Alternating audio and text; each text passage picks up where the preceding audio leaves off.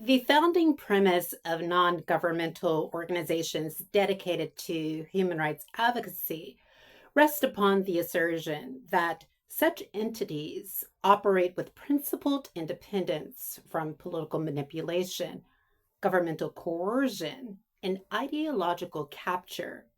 Yet the trajectory of institutional expansion, financial pressures, and the normalization of selective advocacy raise compelling questions regarding whether prominent human rights organizations maintain fidelity to their mandates or whether institutional interests have gradually superseded their human rights commitments.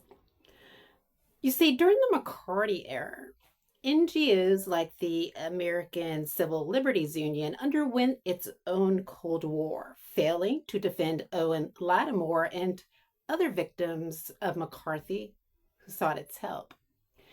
For instance, Irving Ferman, head of ACLU's Washington office, did not rail against McCarthy's smears, but abetted him along with assisting intelligence agencies. Was Patrick Corrigan of Amnesty International becoming Northern Ireland's Irving Ferman? If so, was abetting the police service of Northern Ireland and possibly NISO's action a departure from its mandate? I'm Quianna Canada, and this is Mimicking McCarthyism, an examination of an obstruction of justice, uncovering a new iteration of McCarthyism in Belfast, and how it silences Black American stories on the island. Amnesty International emerged not in the United Kingdom alone, but as a genuinely transnational initiative.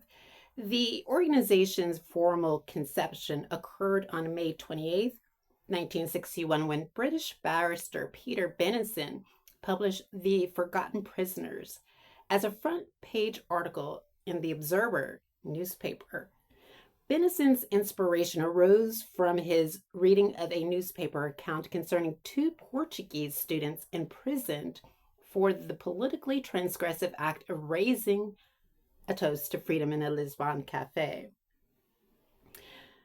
This singular catalyst, witnessing the arbitrary imprisonment of people whose only transgression lay in the expression of aspirational sentiment, catalyzed Benenson's determination to mobilize international activism on behalf of those detained for their convictions. According to Amnesty International UK's Manifesto, the organization's goal encompasses the promotion of civil society space worldwide, including freedom of expression, association, assembly, and support for human rights defenders and journalists. This formulation, while comprehensive in its linguistic breadth, obscures a more troubling question. Whose civil society space does Amnesty International prioritize, and whose freedoms does it systematically advance? The specification of journalist within Amnesty's mandate proves particularly instructive. What I seek to understand here is whether Amnesty International limited its advocacy, focusing on particular journalists across the world. A keen analysis of Amnesty International UK's website and documented advocacy reveals a substantial disjuncture between its stated mission and its empirical practice. Of the organization's take action request, Amnesty International UK has demonstrated market selectivity regarding whose victimization merits urgent intervention. To exemplify, Amnesty International UK has published 5 dedicated posts concerning Alaa Abdel Fattah, 8 concerning Nazanin Zaghari Ratcliffe, 4 addressing Mahmoud Khalil, and 4 addressing Leonard Peltier. For me, Amnesty International's narrow selection of persons is at odds with the United Nations approach to journalism, which embraces a functional rather than a credentialist definition. Indeed, the Human Rights Committee's General Comment number 34 articulates the principle with clarity. Quote, journalism is a function shared by a wide range of actors, including professional full-time reporters and analysts, as well as bloggers and others who engage in forms of self-publication in print, on the internet, or elsewhere, end quote. Furthermore, the UN Special Rapporteur on the protection and promotion of freedom of opinion and expression elaborated this standard by emphasizing that journalism constitutes, quote, individuals who observe and describe events, document and analyze events, statement policies, and propositions that can affect society, with the purpose of systematizing such information and gathering of facts and analyzing this information in sectors of society for society as a whole, end quote. This definition includes all media workers and support staff, as well as community media workers and so-called citizen journalists when they momentarily play a role in society. This expansive definition also assumes particular significance when considering Amnesty International's actual patterns of advocacy. Further, the UN Plan of Action on the Safety of Journalists and the issue of impunity explicitly delineates that protection of journalists should not be limited to those formally recognized as journalists, but to cover others, including community media workers and citizen journalists, and others who may be using new media as a means of reaching their audiences. What I have observed is this. Amnesty International UK has limited its recognition of and support for specific activists in Belfast. But why? The United Nations Declaration on the Rights and Responsibilities of Individuals, Groups, and Organs of Society to Promote and to Protect Universally Recognized Human Rights and Fundamental Freedoms belays this kind of cherry picking. According to the Special Rapporteur on Human Rights Defenders, no specific categorical definition constrains the designation. The Declaration on Human Rights Defenders refers to, quote, individuals, groups, and associations contributing to the effective elimination of all violations of human rights and fundamental freedoms of peoples and individuals, end quote. Now, let me elucidate with this example. A student organizing peers to campaign against transnational repression constitutes a human rights defender by this definition. The absence of formal credentialing, employment status, or institutional affiliation does not disqualify people from this designation. Yet, I have found an incommodious pattern with Amnesty International UK's Take Action request. Of the 50 Take Action requests, approximately 30 addressed individuals on death row or facing imminent judicial execution. And this is where Amnesty International UK, for the most part, engages with Black Americans at risk. This may be due to Amnesty International's founding conception to advocate for prisoners of conscience. Evidence does reveal in 2016 the lifetime risk of imprisonment for Black men remained very high, more than 16%. This percentage decreased in the 1990s and early 2000s, and then it increased during the Trump administration. This raises an important question. Why are Black people and why do they remain imprisoned is a question that I want to know. The United States' relationship with Black Americans has evolved through labels and stereotypes. Following the Civil War's conclusion on emancipation, Southern state legislatures rapidly implemented black codes designed to perpetuate servitude. These statutes exploited a constitutional loophole within the 13th Amendment, which preserved slavery. By criminalizing vagrancy, breach of labor contracts, and a myriad of inconsequential transgressions, Southern authorities rendered newly emancipated Black Americans susceptible to imprisonment and for forced labor through this system known as convict leasing, perpetuating slavery under nominal legality.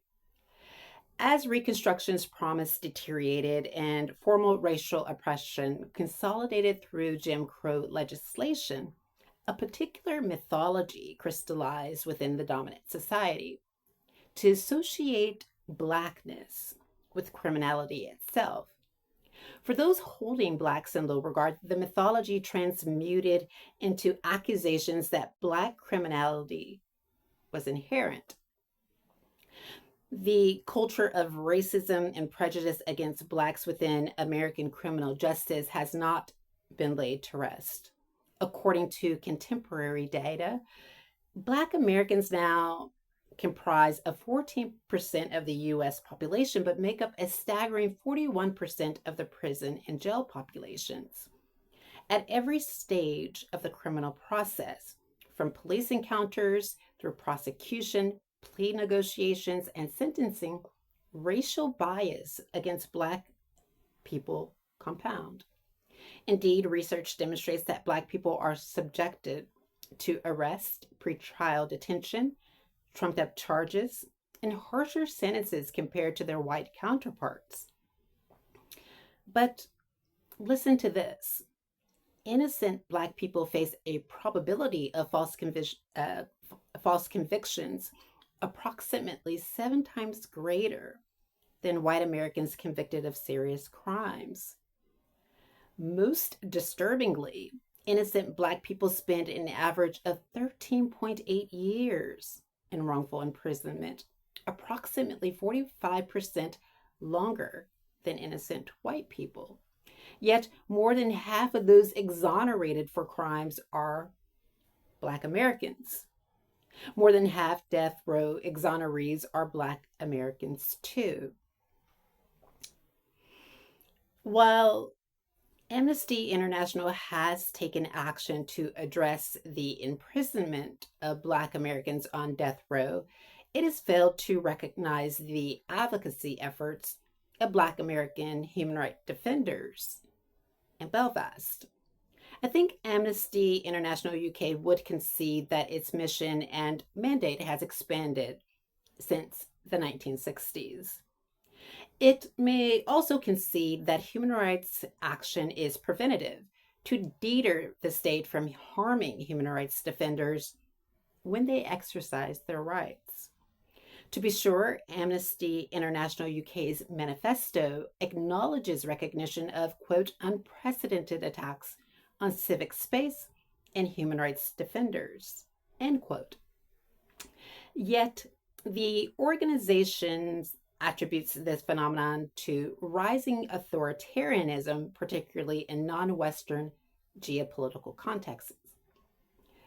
Conspicuously, Amnesty International UK has been reticent to condemn transnational repression within Northern Ireland. The soft tactics of transnational repression share a structural equivalence with bullying and harassment. As defined by Amnesty International UK, bullying constitutes, quote, offensive, intimidating, malicious, or insulting behavior and often involves an abuse of power or misuse of power, position, or knowledge to undermine, humiliate, denigrate, or injure the recipient, end quote. Despite Amnesty International's statement that we all have a right to and are responsible for creating an environment free from harassment, discrimination, bullying, and victimization, the organization has departed from this responsibility. This leads me to Patrick Corrigan, Amnesty International UK's head of nations and regions overseeing Northern Ireland, who I've found possesses predetermined biases regarding who constitutes a human rights defender. The support for this assertion emerged from documented institutional patterns. For instance, the organization's code of conduct explicitly states it must commit to creating, quote, an environment for activists that is open, safe, accessible, and welcoming. Everyone has a role to play, end quote. Yet Corrigan has chosen not to support me or acknowledge me as a human rights defender. This leads me to believe he decided that I don't have a role to play in human rights. What it also reveals is this: Corrigan has failed to operationalize his commitment consistently. There is also the issue of selective advocacy that centers on internationally prominent cases while remaining inattentive to domestic human rights violations. For me, this indicates a principal implementation gap. To be sure, Corrigan exercises decisional authority regarding institutional advocacy priorities. His repeated engagement with particular constituencies while maintaining studied silence regarding others, like myself, authorizes the inference that his conceptualization of human rights defender diverges from the UN's functional definition. Furthermore, the fact that I disclosed my concerns to Corrigan twice, initially via email concerning a focus group and subsequently at Queen's University Belfast during the Stephen Livingston session, and received no substantive engagement, is indicative of in-group bias. The certainty attending this claim derives from the conjunction of multiple forms of evidence. First, Amnesty International UK's stated mission encompasses support for human rights defenders without restricting such support to institutionally recognized actors. Second, UN guidance explicitly includes grassroots advocates and citizen journalists within the human rights defender category. Yet, Corrigan has maintained studied silence regarding transnational repression occurring within Northern Ireland, despite its institutional commitment to address such phenomena. Taken cumulatively, these factors establish a sufficiently high degree of evidential support for concluding that Corrigan's determinations regarding my activism reflect biases rather than application of universal criteria. Now, Patrick Corrigan might raise several counterarguments to undermine my claim. First, institutional prioritization. Corrigan might argue that Amnesty International UK, as a finite organization with limited resources, necessarily prioritizes certain advocacy areas over others. However, one would expect Amnesty International to be transparent about who its donors instructs it to protect. Second, definitional ambiguity. Corrigan might further contend that not every person claiming to be an activist constitutes a human rights defender within Amnesty's interpretive framework. If Corrigan's operative definition diverges from UN standards, such divergence reflects, in my personal opinion, biases rather than legitimate analytical disagreement. Moreover, Amnesty International UK's Code of Conduct explicitly embraces inclusion. Quote, everyone has a role to play, end quote. This formulation precludes these types of definitions that are limiting human rights defenders. Third, due process considerations. Corrigan might also argue that failure to engage does not necessarily reflect bias, but is reflective of epistemic limitations or caution regarding particular activist. Corrigan never agreed to an in-person meeting to hear my story. The complete absence of this kind of engagement, particularly following my request, suggests categorical exclusion rather than epistemic caution. One should note Amnesty International UK has engaged with numerous protesters on the streets of Northern Ireland with significantly less epistemic caution. These inconsistencies evince a fundamental conclusion. Patrick Corrigan's decision-making regarding human rights defenders and their recognition in Belfast lacks fairness and consistency.